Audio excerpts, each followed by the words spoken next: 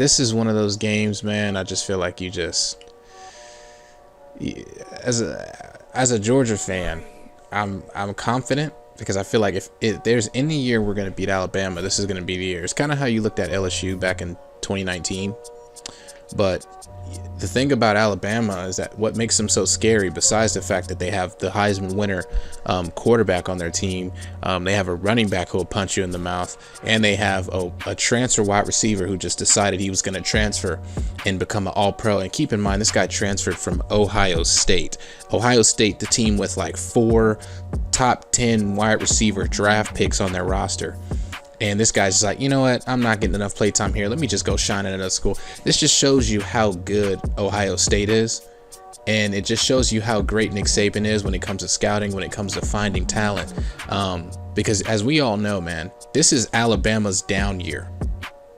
And what did I say in the beginning of the season? I said, this is like of recent years, okay? This is Alabama's worst roster, and it's still a top 5 team.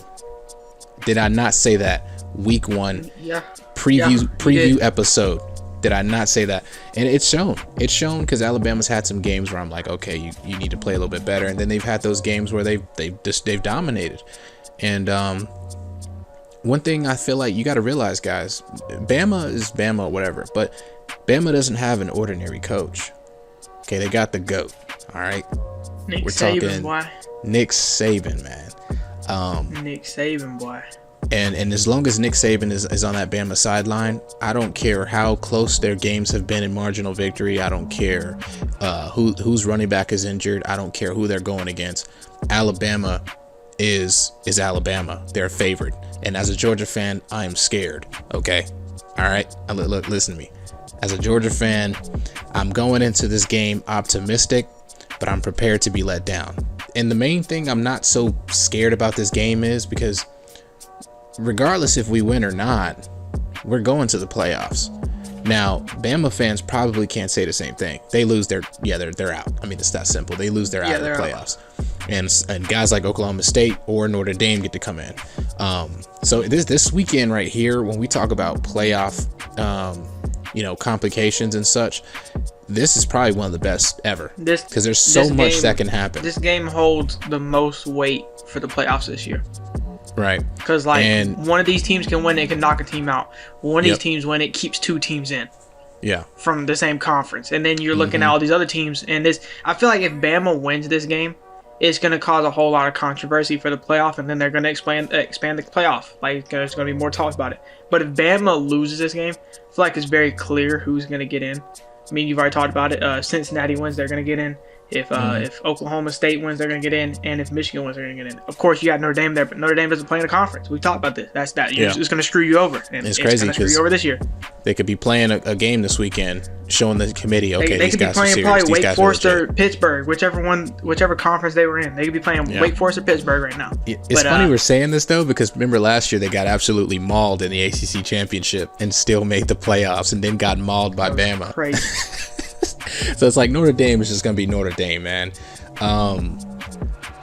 But yeah, the SEC championship, Georgia is coming into this game -6.5. I mean, Bama has. What side of the ball from which team is going to be like the most keep your eyes on? Like, are you going to keep your eyes on Bama's offense this game? You can keep your eyes on Georgia's offense, Georgia's defense, or Bama's defense. You got to keep your eyes on Georgia's.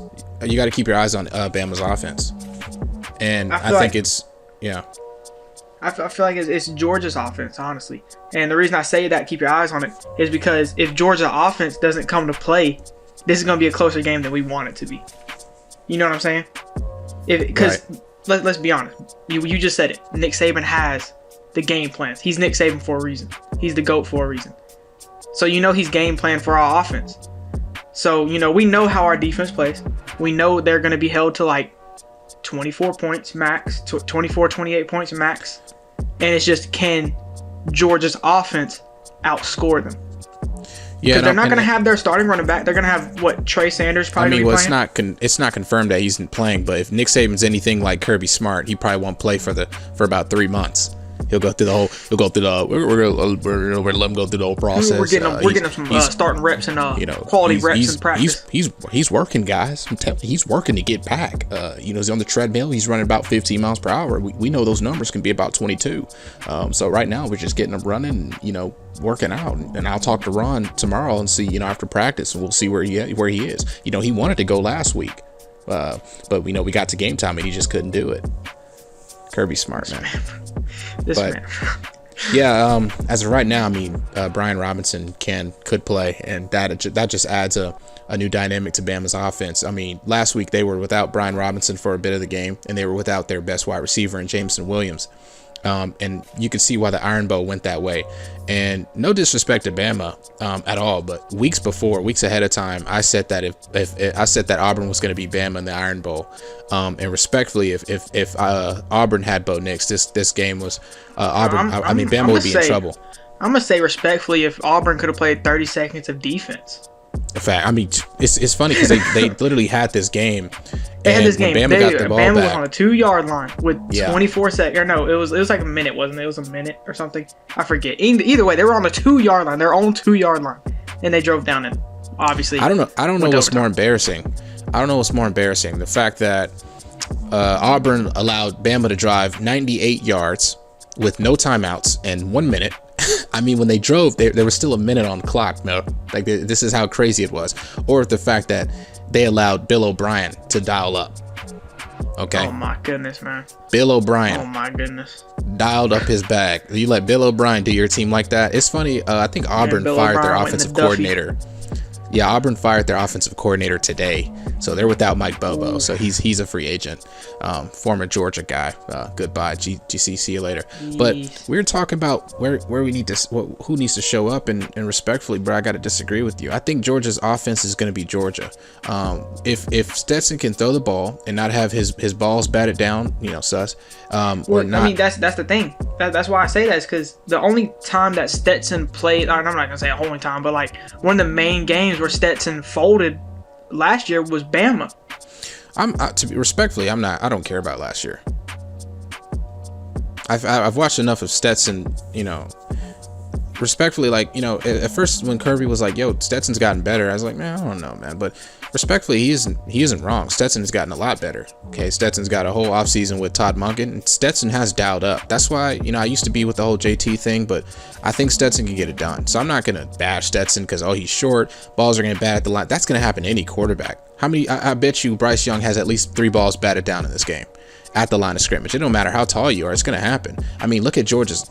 This is the SEC. Okay, it's the biggest players. You got a 6'7", 6'6", 350 guy on Georgia's D line. You know what I'm saying? I don't care how tall you are. This guy's gonna bat your balls down.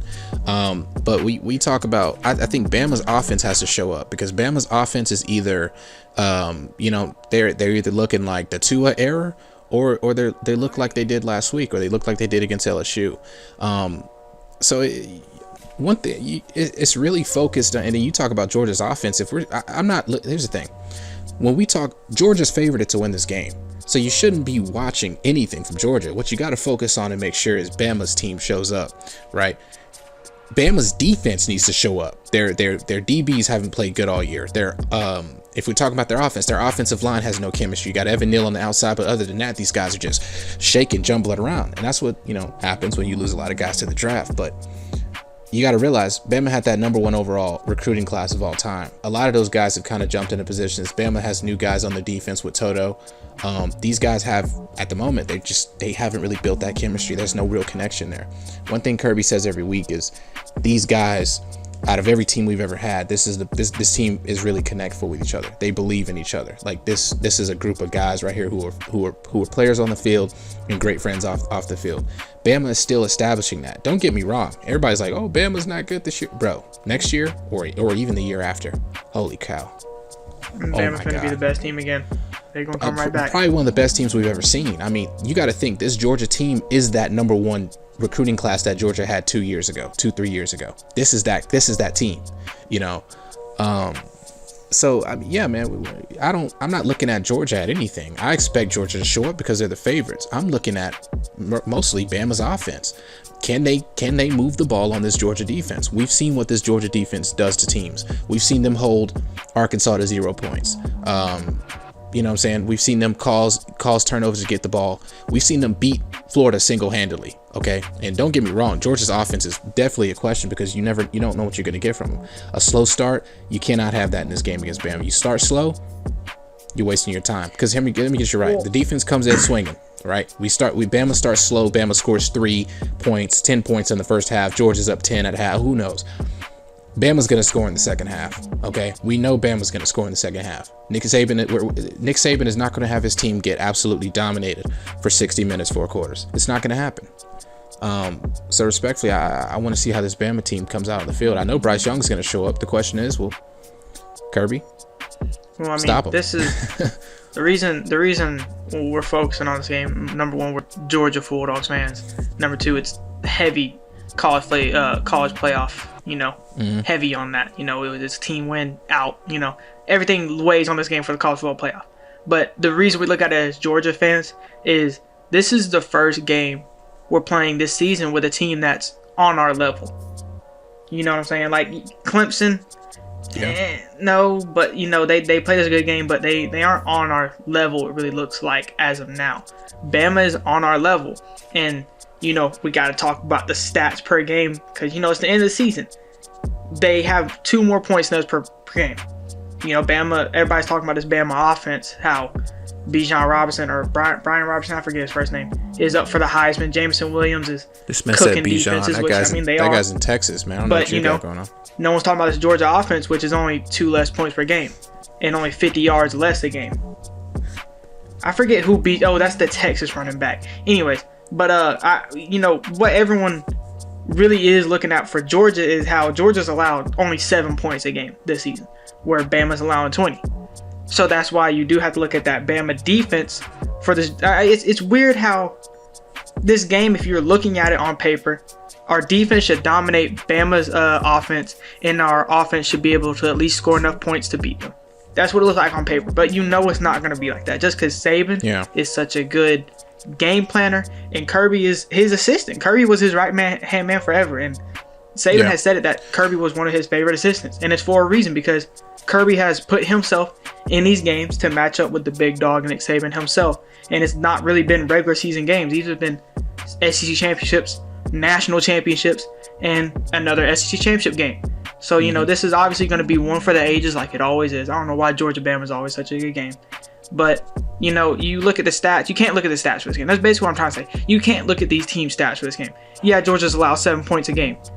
They're not going to be held to only 7 points a game.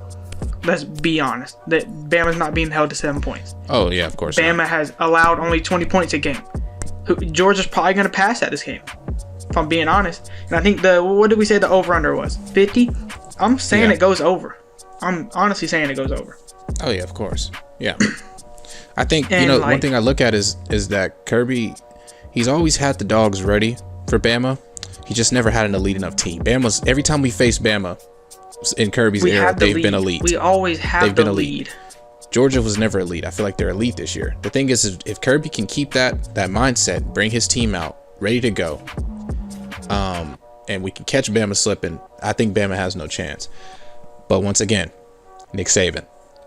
Okay. Nick Saban. I you know what I'm saying? I don't care. Nick Saban, and we're saying Nick Saban, but these guys literally have the Heisman winner. We're about to see this man face to face on Saturday. I just looked at the fan votes, and the fans are voting for Matt Corral. It's crazy. And Kenny Pickett. Yeah. Pickett for Heisman. Correct. That counts as what, 1 vote? You got to realize there's like 200 people, 300 people that vote or something like that. More than that, maybe. Yeah, I don't care. Bryce Young, Heisman. 2021 Heisman. Or 2022, technically. Right? Yeah, it'll be 2022 at that point. No. I think so. No. Will it? Yeah. No. I don't know, man. I don't know, man. But yeah, Kirby's got to have his team ready. And one thing he said a lot this year is that he's he has no faith. He has no worries that his guys won't be hungry. If he could, give one of those halftime speeches like he did against Florida, that'd be great. And as a Georgia fan, I need us to desperately beat Bama, because the last thing I want to do is lose this game and then have to see them again in the national championship. Okay, that's not what I'm trying to do. It's more the fact that I just don't want to lose to Bama again. It's just I just don't want to. That's gonna happen. Yeah, it's Bama. Bama's games for us have been the most heartbreaking games. I'm like we lost to South Carolina that one year. Yeah. When Rodrigo missed that field goal, and I was like, it's whatever, man. Honestly, but we lose to Bama, bro. I'd be in my feelings. Especially that game last season, man. I just want Georgia. Georgia will never dominate this rivalry. That's impossible. Especially when Nick Saban says he still has at least 10 more years. God, Jesus. But I hope we can at least get this game to a point where it's like back and forth. You know what I'm saying? Like Bama wins 2 games, then Georgia wins 1, and then Georgia wins 2 in a row, and then Bama wins 3 in a row, and then Georgia. You know, hopefully we can can we just win? Okay. I have so many fans. I have so many friends who go for Bama. I just want to be able to say we beat them at least once. We ended their playoff season, but I mean, once again, Nick Saban scares me. I'm going to be hyped until they put the camera on that man, and then I'm just going to straight face it out. So, yep. I mean, Georgia, please come show up.